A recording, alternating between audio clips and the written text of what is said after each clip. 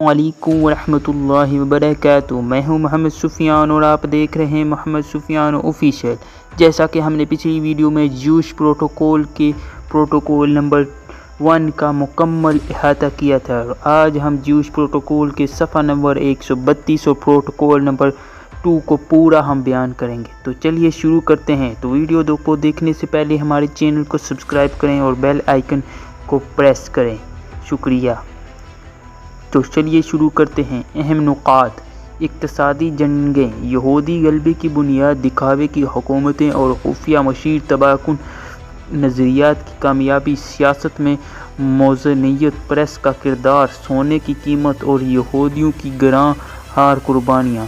ہمارا مفاد اس امر کا متقاضی ہے، یعنی یہودیوں کا مفاد اس امر کا متقاضی ہے کہ جہاں کہیں بھی جنگیں ہوں، ان کے نتائج علاقائی فتوحات کی صورت میں سامنے نہ آئیں۔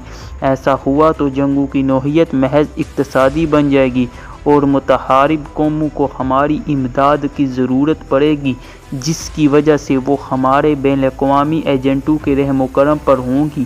ان ایجنٹوں میں یہودی اور غیر یہودی دونوں قسم کے ادارے شامل ہوں گے جو عالمی واقعات پر گہری نظر رکھتے ہیں۔ ان پر کسی خطے میں بھی پابندی نہیں ہے۔ ایسی صورت میں ہمارے بین الاقوامی روابط اور حقوق در حقیقت مقامی و قومی حقوق کا صفایا کریں گے۔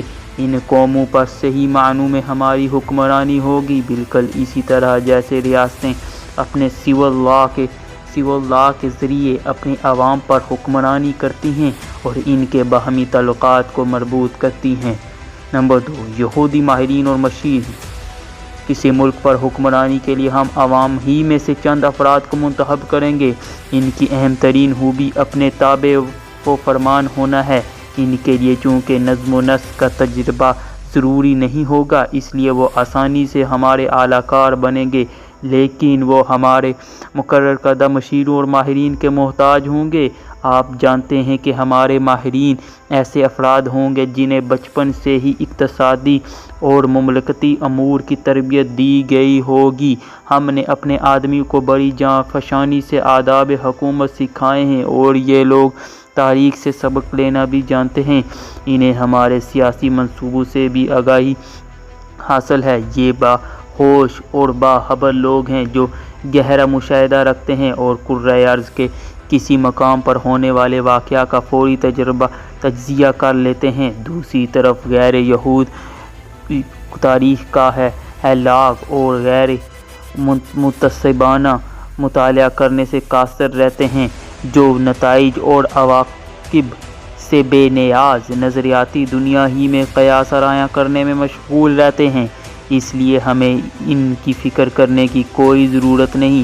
انہیں مقررہ کھیل تماشوں میں مصروف رہنے دیجیے، اسلاف کی عظمتوں کے ترانے گانے دیجیے۔ انہیں وہ کردار ادا کرنے کے لیے اپنی حالت پر چھوڑ دیجیے جو ہم نے سائنس کے نام پہ ان کے لیے مقرر کر رکھا ہے، یعنی صرف نظری بحث مباحثے میں الجھے رہیں۔ یہی وجہ ہے کہ ہم اپنے پریس کے ذریعہ ان سائنسی نظریات پر ان کا یقین مضبوط کرنے کی کوشش جاری رکھے ہوئے ہیں۔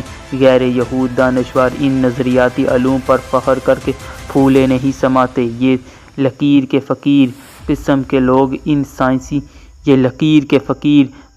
لوگ ان سائنسی معلومات کی تحقیق و تدقیق کی کسوٹی پر رکھے بغیر عملی جامہ پہنانے کی کوشش کرتے ہیں۔ سائنسی معلومات کا یہ ذخیرہ ہمارے ماہرین نے بڑی ہوشیاری سے اسی انداز میں ترتیب دیا ہے کہ غیر یہودی ذہنوں کو ایک خاص رخ پر لگا دیں اور وہ اس کو اصل سائنس سمجھتے رہیں۔ آپ ایک لمحہ بھر کے لیے بھی ذہن میں یہ بات نہ لائیے کہ یہ بیانات محض لفاظی ہیں، بلکہ ان کامیابیوں پر نگاہ ڈالیں جو ڈارون، مارکس اور نیٹشے کے نظریات کے ذریعے ہم نے حاصل کی ہے۔ اہل یہود کو یہ بات بھی پیش نظر رکھنی چاہیے کہ ان نظریات کے اثرات کا ہی تو کرشمہ ہے کہ آج غیر یہودیوں کے قلوب و اذہان نفاق اور انتشار سے دوچار ہیں۔ ہمارے لیے یہ بہت ضروری ہے کہ ہم اقوام عالم کے خیالات و کردار اور رجحانات کا جائزہ لیتے رہیں تاکہ ہم سے سیاسی اور انتظامی غلطیاں نہ ہونے پائے۔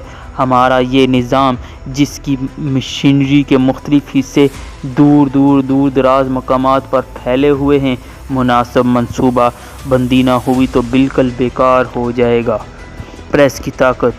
آج کے دور میں ریاستوں کے پاس ایک ایسی قوت ہے جو لوگوں کے ذہنوں میں خیالات پیدا کرتی اور انہیں آگے بڑھاتی رہتی ہے۔ یہ پریس کی قوت ہے۔ پریس کا حاصل کردار یہ ہے کہ ناگزیر ضروریات کی نشاندہی کرنا، عوام کی شکایات اور تکالیف کو سامنے لانا ہے۔ یہ بے اطمینانی اور بے چینی کی فضا بھی پیدا کرتا ہے اور اس کی تشہیر بھی کرتا ہے۔ یہ پریس ہی تو ہے جس کے ذریعے آزادی یہ تقریر کا عملی اظہار ہوتا ہے۔ غیر یہودی ریاستیں چونکہ اس طاقتور حربے کے استعمال سے ناآشنا اور بے بہرہ ہیں، لہٰذا یہ طاقت کلی طور پر ہمارے ہاتھ آ چکی ہے۔ پریس کی وجہ سے ہم خود پس پردہ رہ کر غیر یہود عوام پر اثر انداز ہوتے ہیں۔ اس کے ذریعے ہم سونے جیسی قیمتی دھات پر قابض ہوئے ہیں۔ یہ الگ بات ہے کہ اسے حاصل کرنے کے لیے خون اور آنسوؤں کے سمندر سے گزرنا پڑا ہے۔ یہاں پہ الفاظ تھوڑے مشکل لکھے ہوئے ہیں، کچھ مشکل اردو ہے، اس لیے تھوڑی پڑھنے میں مسئلہ ہو رہا ہے، لہٰذا آپ اگر غلطی ہو جائے تو آپ معاف کر دیجیے گا۔ اپنے بہت سے عزیزوں کی جانوں کی بھی قربانی دی ہے، لیکن اس سے ہمیں بے بہا فائدہ بھی پہنچا ہے۔ یاد رکھیے کہ ہمارا ہر فرد ظلم و ستم کا نشانہ بنا ہے۔ خدا کی نظروں میں ہمارا ایک فرد 1000 غیر یہودی افراد کے برابر ہے۔ تو پروٹوکول نمبر 2 مکمل ہو چکا ہے۔ انشاءاللہ اگلی ویڈیو میں پروٹوکول نمبر 3 مکمل بیان کیا جائے گا، لہٰذا ہماری ویڈیوز کو دیکھتے رہیے اور چینل کو سبسکرائب کریں اور بیل آئیکن کو پریس کریں تاکہ ہمارے ریگولر نوٹیفیکیشن اپڈیٹ آپ کو ملتی رہیں۔ شکریہ۔